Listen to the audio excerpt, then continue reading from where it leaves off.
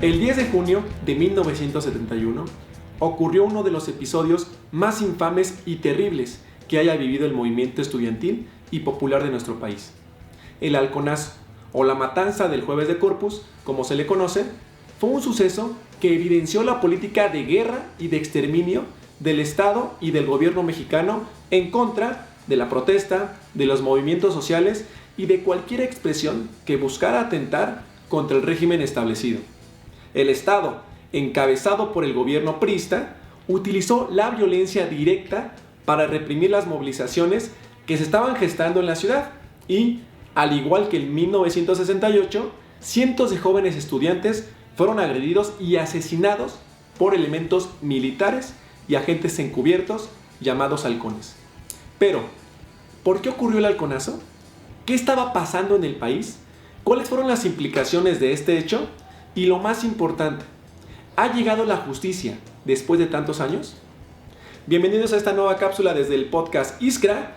Yo soy Eduardo Peralta y en esta ocasión vamos a señalar algunos elementos centrales para poder entender el halconazo. Pero lo más importante es recordar lo que sucedió hace 52 años. No debemos olvidar este suceso que, lamentablemente, forma parte de una lista larga de agravios brutales cometidos en contra del pueblo de México, en contra de sus estudiantes.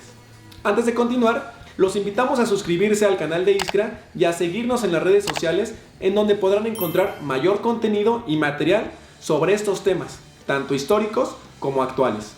Bien, el 10 de junio de hace 52 años se realizaba una marcha estudiantil compuesta principalmente por estudiantes de la UNAM y del Politécnico Nacional, en apoyo a la huelga realizada por los estudiantes de la Universidad de Nuevo León, quienes estaban luchando por la autonomía de dicha universidad y también exigiendo demandas democráticas. Es decir, estas luchas y reivindicaciones representaban una continuidad con las exigencias y también con las victorias que logró el movimiento estudiantil de 1968 y que no se limitaban solamente a la capital.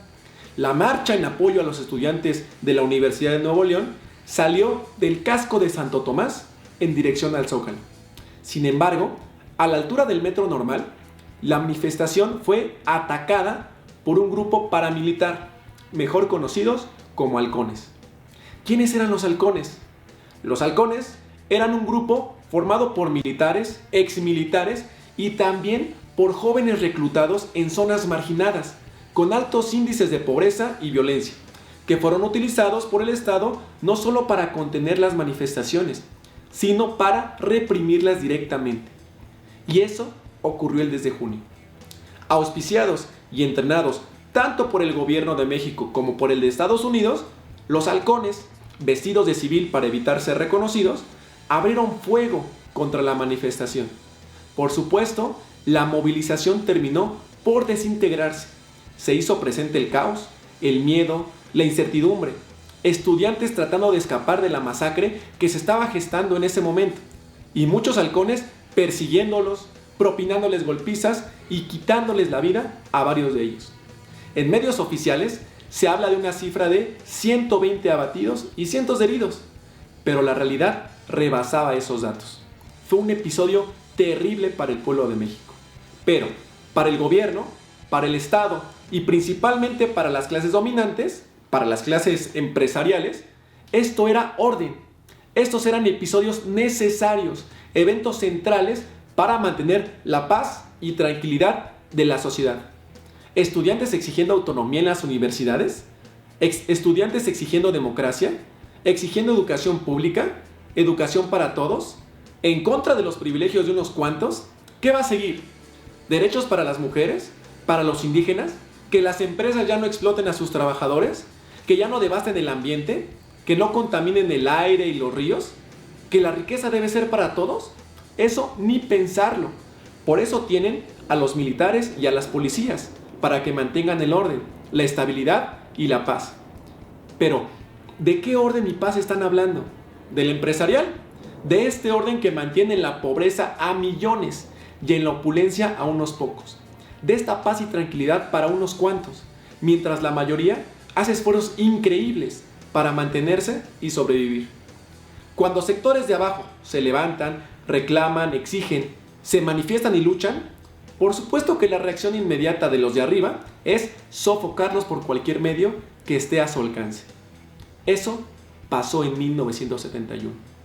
La brutal represión sufrida por los estudiantes, la mayoría jóvenes de entre 18 y 25 años, fue una acción necesaria y común del régimen. Era la época dorada del PRI, la época de las desapariciones, de luchadores sociales, de las represiones brutales, de las imposiciones permanentes, de la dictadura perfecta. Así lo hicieron contra los maestros, contra los ferrocarrileros, médicos, estudiantes, campesinos y cualquier trabajador organizado. Pero el PRI respondía a los intereses de las grandes empresas. No eran políticas ni acciones que estuvieran en contra de los sectores conservadores y empresariales del país. Por el contrario, estas acciones eran respaldadas y aplaudidas por estos grupos. El halconazo debe entenderse como parte de este proceso, terrible y lamentable para el pueblo de México, necesario y respaldado por las clases empresariales y conservadoras. A 52 años tenemos prohibido olvidar. Fueron los militares, fue el gobierno, fue el PRI, el mismo que quiere que sigamos votando por él, fue el Estado, pero también los sectores conservadores, fue la derecha política, aglutinada ahora en el PAN, y la derecha empresarial. Y lo peor de todo es que siguen sin pagar. Luis Echeverría, la cara más visible y responsable directo del halconazo, se fue sin que hubiera justicia.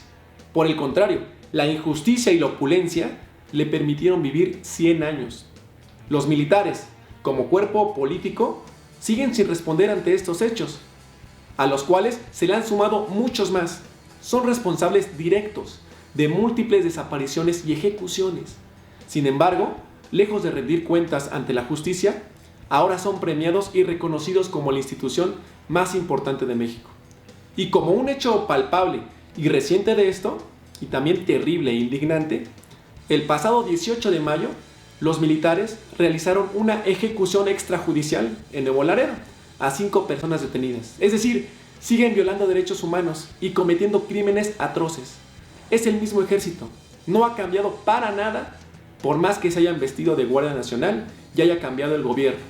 El PRI, como el partido directamente responsable de la aplicación de las políticas represivas, pero también el PAN, como su gran partido de respaldo para llevarlas a cabo, siguen siendo partidos que no solo no han pagado, sino que continúan pidiendo el voto, utilizando recursos, ocupando cargos y utilizando todo el aparato del Estado que pueden para enfrentar decididamente los intereses de las clases trabajadoras y populares del país.